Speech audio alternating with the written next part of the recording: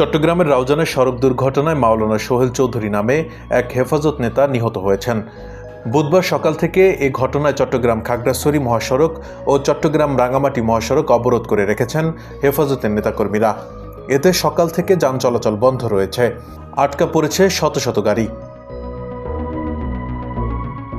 ঘটনার সত্যতা নিশ্চিত করেছেন চট্টগ্রামের অতিরিক্ত পুলিশ সুপার কাজী মোহাম্মদ তারেক আজিজ।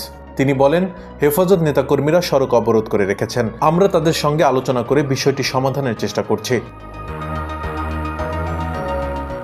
জানা যায়, মঙ্গলবার বিকেলের দিকে রাউজান উপজেলার নবীন সেন সরকারি প্রাথমিক বিদ্যালয়ের সামনে চট্টগ্রাম রাঙামাটি মহাসড়কে দুর্ঘটনায় হেফাজত নেতার মৃত্যু হয়।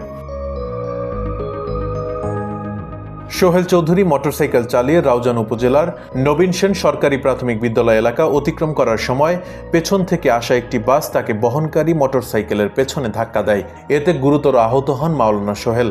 পরে আশপাশের লোকজন ছুটে এসে গুরুতর আহত অবস্থায় তাকে উদ্ধার করে চট্টগ্রাম মেডিকেল কলেজ হাসপাতালে নিয়ে গেলে সেখানে দায়িত্বরত চিকিৎসক পরীক্ষা নিরীক্ষা শেষে তাকে মৃত ঘোষণা করেন।